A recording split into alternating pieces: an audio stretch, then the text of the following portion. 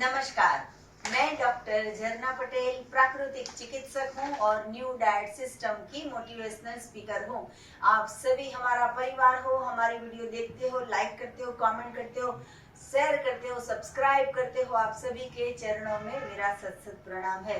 बहुत सारे ऐसे साधक होते हैं जो हमें कभी मिलते नहीं है या फिर हमें YouTube के माध्यम से देखते हैं, बहुत दूर होने की वजह से मिल नहीं पाते हैं।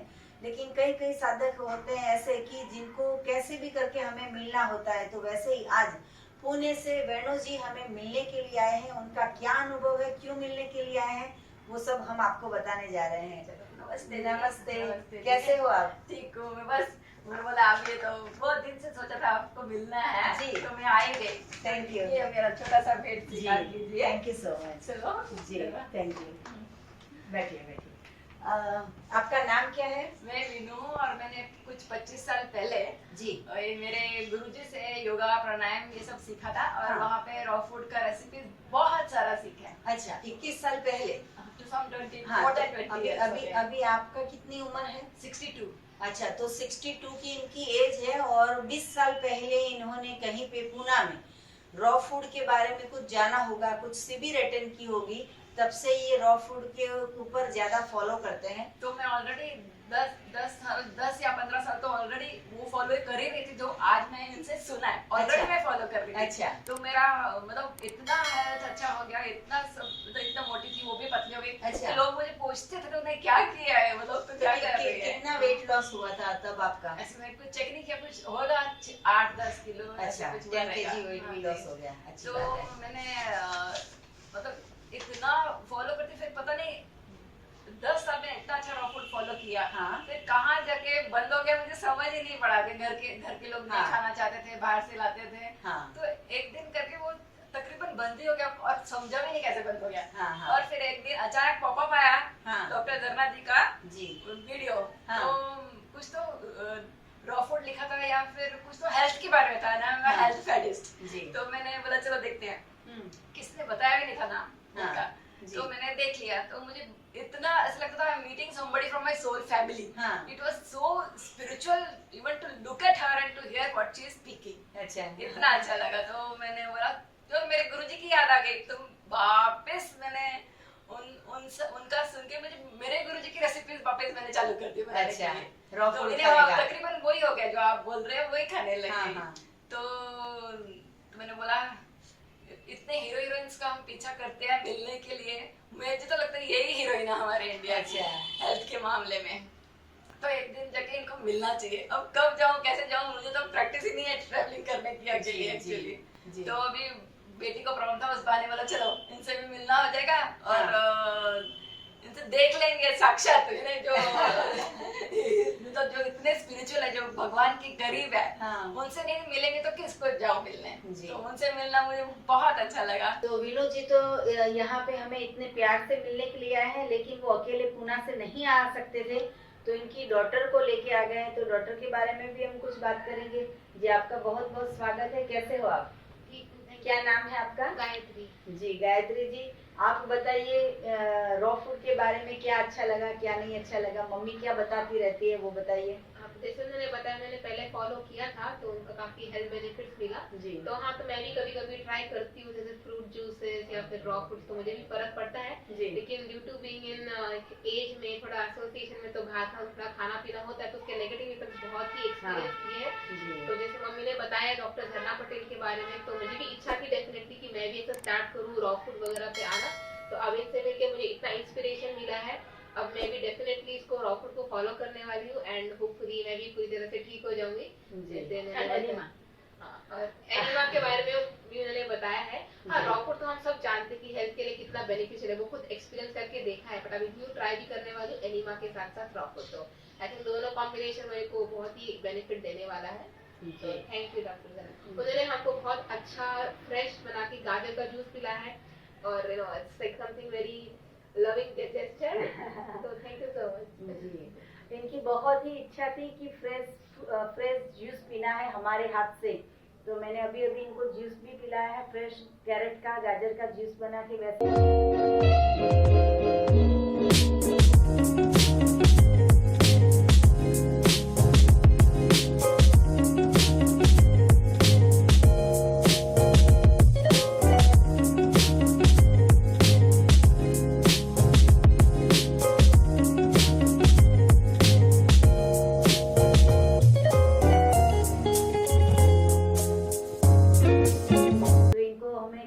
जूस जो है वो फ्रेश बना के पिलाया। इनकी बेटी को भी जो भी प्रॉब्लम थे, मैंने कहा कि एनीमा करना है। इनको एनीमा के बारे में नहीं पता था, तो हमने एनीमा के बारे में डिटेल में सब कुछ बताया और इनकी विश पूरी हो गई कि आज पुणे से स्पेशली डॉक्टर झरना पटेल को मिलने आए। क्योंकि जो यूट्यूब में इतने सारे वीडियो देखते हैं तो उनको ऐसा लगता था कि भाई इनको तो कैसे भी करके मिलना ही है, तो आज ईश्वर ने वो भी इच्छा पूरी कर दी। वैसे मेरा मानना यह है कि अगर एक मनुष्य जो भी कुछ भी अपनी विश होती है वो अगर परमात्मा तक पहुंच जाती है तो वो विश पूरी भगवान करते ही हैं। तो आपकी तो इतनी छोटी विश थी पुणे से यहाँ पे हमें मिलना था, तो भगवान ने वो भी विश पूरी कर दी है। एक्सपीरियंस है मेरा, जैसे मेरा एक्सपीरियंस हुआ रॉ फूड और ये सब फॉलो करके, जैसे इनका है वो आप सब फॉलो करो और खुद एक्सपीरियंस दे लो कि क्या है।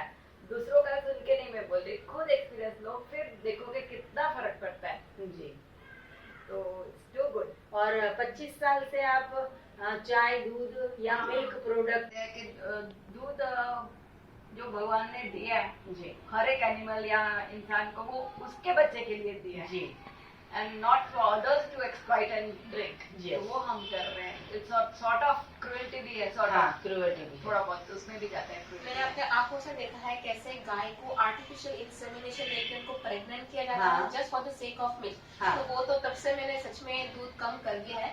पहले मैं दूध एक दिन भी दूध के बिना नहीं रह पाती थी। अच्छा। लेकिन जब मैंने अपनी आंखों से देखा कि गाय को इतना टॉर्चर किया जा रहा है हाँ, तब कि वो एनिमल के शरीर में से आया हुआ है तो वो हमें नहीं लेना चाहिए। वो हम ऐसा बोलते हैं कि किसी और की माँ का अगर दूध पिएंगे हम तो हमें डाइजेस्ट नहीं होगा।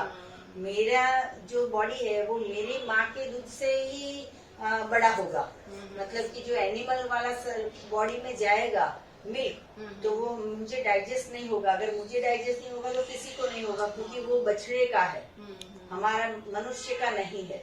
तो ये बेस पे अगर फिर भी हम पिएंगे तो ये स्किन के प्रॉब्लम होंगे, दिमाग के प्रॉब्लम होंगे, या फिर शरीर में गैस्ट्रिक प्रॉब्लम होंगे। फिर ये करवाओ, वो करवाओ, ये डॉक्टर, ये हॉस्पिटल, वो हॉस्पिटल, फिर ऑपरेशन करवाओ, फिर पैसे बर्बाद करो, फिर गुस्सा आता है, क्रोध आता है, कंटल आता है। ये सारे प्रॉब्लम है, ये विकार है। वो गलत भोजन की वजह से, मतलब गलत मिल्क और मिल्क से बनाई हुई प्रोडक्ट जैसी हमारे पेट में जाएगी वो नुकसान करती है। इसलिए हम ना बोलते हैं कि ये नहीं लेना है। मैं ये कैसा हो गया कि जैसे मैंने अनाथ एक बच्चा ले लिया और फिर उससे झाड़ू पोछा करवाते हैं, उससे रसोई करवाते हैं, उसको बर्तन कराते हैं। क्यों? क्योंकि मैं उसको पाल रही हूँ तो वो मेरा काम करेगी, ऐसा नहीं होता है। बिजनेस टाइप हो। हाँ, ये बिजनेस हो गया। तो मतलब मैं गाय पाल लूं और मैं उसका दूध ले लूं, ये भी गलत बात है। उसका अगर दूध आया तो वो उसका बछड़ा पिएगा, नहीं आएगा तो वो बछड़ा जाने माँ जाने, हमें क्या। तो मैं आपको ये समझाने वाली हूँ कि अगर मेरी खुद की गाय होगी, मेरा खुद का खेत होगा, तो भी मैं उसका दूध नहीं लेती हूँ, नहीं लेने वाली हूँ। क्योंकि वो दूध अगर गाय के शरीर में से निकलता है तो उसके ऊपर हक सिर्फ और सिर्फ बछड़े का होता है, नहीं कि मेरा। और अगर मेरे शरीर में से दूध निकला तो वो सिर्फ मेरा ही बेटा पीता है, आप नहीं पियोगे, क्योंकि वो मेरे पेट में से जन्म लिया, वो सिर्फ एक ही इंसान ने लिया जो मेरा बेटा है। तो बस ये बेस पे चलना है कि जिसका बच्चा हो वो उसकी माँ का दूध पिए, बाकी और किसी को दूध नहीं पीना है। वैसे आप यूज कर सकते हो तो गाय को और तरीके से भी यूज कर सकते हो, जैसे कि आप क्या बोल रहे थे, गाय का गोबर हम केमिकल फर्टिलाइजर्स ना यूज करते हुए गाय का गोबर यूज करेंगे तो खेती बहुत अच्छी होगी, प्योर मिलेगा हमको, ऑर्गेनिक फूड मिलेगा और जी। नुकसान भी नहीं होगा। जो फ्रूट्स और सब्जी हम बनाएंगे जी। गोबर यूज करके। हाँ जी। तो और पहले तो मैंने ये भी देखा है कि गांव में 25-50 साल पहले जो घर की दीवारें थी उसके ऊपर गोबर लगाते थे, दीवारें लेप कर देते थे। नीचे भी हाँ, नीचे भी कर देते थे, तो इंसेक्ट्स भी नहीं आते थे और उधई भी नहीं आती थी। समझे आप? वो जो कीड़े मकोड़े होते हैं वो भी नहीं होते थे, क्योंकि वो गोबर जो है वो पेस्टिसाइड का काम कर देता था। अच्छा। और अभी जो है वो हम सीमेंट का घर बना रहे हैं तो इतने सारे प्रॉब्लम आ रहे हैं, इतने सारे इंसेक्ट्स आ रहे हैं। तो ऐसे अगर यूज करते हैं, उसका जो वेस्ट निकल गया उसका हम अच्छा यूज करें तो। लेकिन अभी तो गाय को भी प्लास्टिक खा रही है, कागज खा रही है और रोटियां खा रही है। हमारे गुजरात में ऐसा कहा जाता है, मैं किसी के ऊपर ये पॉइंट नहीं कर रही हूँ, लेकिन गुजरात में ऐसा कहा जाता है कि अगर पहली रोटी बनाई तो गाय को दो, दूसरी रोटी बनाई तो कुत्ते को दो, तीसरी रोटी हस्बैंड को दो। बराबर है? अगर पहली रोटी जो है वो हस्बैंड को दे दी तो वो गाय जैसा हो जाएगा, दूसरी रोटी अगर हस्बैंड को दे दी तो वो कुत्ते जैसा हो जाएगा। तो मतलब ये भी गलत बात है, ये हमारी सोच की उपज है कि पहली रोटी गाय को दो। गाय का भोजन ही नहीं है रोटी, गाय का भोजन है घास खाओ या पत्तियां खाओ। तो ये हमें गलत सिखाया, हमारे दिमाग में बैठ गया कि पहले गाय को रोटी खिलाओ। अगर गाय को भी रोटी देते हैं, गाय के पेट में दर्द होगा, गाय को भी बीमारियां होगी, गाय को रोग होगा और वो रोग हमारे दूध में आएगा। और मतलब हमें पीना ही क्यों है उसका दूध। और मैंने खुद देखा है, गाय को रोटी भी देखा हुआ है और पालक की सब्जी ये सब, हाँ। वो उतनी खुशी से नहीं खाती रोटी जितना वो रॉ फूड खुशी से खाती है। तो मैंने हाँ। खुद देखा हुआ है। जी। एक बार मैंने वृंदावन में गई थी, पालक की गड्डी खरीदी हाँ। खुद के लिए, और रास्ते में आ गई गाय, मुझे दे दे। मैं भी डर रही हूँ, क्या करूँ, दे दे उसको। अच्छा। फिर सेकंड खरीदी, चलो दूसरी, हाँ। वो भी ले ली उसने। अच्छा। लेकिन और वैसे खाते हुए भी देखा है कि उन लोग को रॉ फूड ज्यादा पसंद है, ज्यादा जैसे पसंद। मटर के छिलके हुए, हाँ। फ्लावर के जो भी हम छोड़ते हैं, जी। फ्लावर काट के, वो उनको ज्यादा अच्छा लगता है। जी। हम जबरदस्ती उनको रोटी खिलाते हैं। हम तो वो भूखी होगी, उसको हाँ। कहीं घास नहीं मिलेगा, तो खा लेगी। तो उसको कहीं हाँ। पत्तियां नहीं मिलेगी और फिर भूखी होगी और हम रोटी देंगे तो फिर वो खा लेगी। वैसा है। तो आप पुणे से हमें मिलने के लिए आए हैं और आप इतने प्यार से हमारे लिए कुछ गिफ्ट लेके आए हैं। आप अपना अनुभव बता रहे हैं। 20 साल पहले तो हमें भी नहीं पता था कि ये रॉ फूड क्या है। आप तो हमारे से भी पहले पुराने हो, आप पहचानते हो कि ये रॉ फूड खाना चाहिए। तो आप स्पेशली पुणे से टाइम निकाल के आए यहाँ पे, आपने जूस पिया हमारे साथ मिलके, आपने गिफ्ट दिया हमें, इसके लिए आपका खूब खूब धन्यवाद, आपको खूब खूब आभार। वेलकम जी। और भी कुछ ज्यादा जानकारी चाहिए तो हमारा संपर्क कर सकते हो। मेरा फोन नंबर है 9824317955। सुबह में 10 बजे और 12 बजे के बीच में आप मुझे कॉल कर सकते हो। अहमदाबाद के नारायणपुरा में मेरा एनडीएस हेल्थ सेंटर है, जहाँ निःशुल्क में आके आप हमसे मिल सकते हो। सदा स्वस्थ रहो, सदा खुश रहो, सदा तंदुरुस्त रहो, सदा हंसते रहो, सदा हंसाते रहो। और अगर आपको एनिमा पॉट चाहिए या तो फिर हमारी कोई ऑर्गेनिक प्रोडक्ट चाहिए तो यही वीडियो के नीचे डिस्क्रिप्शन बॉक्स में हमारी वेबसाइट है, वहां से आप ऑर्डर कर सकते हो, या तो फिर व्हाट्सएप से मैसेज करके भी आप हमसे ऑर्डर कर सकते हो। थैंक यू, आभार, प्रणाम, बहुत अच्छा। Thank you, bye.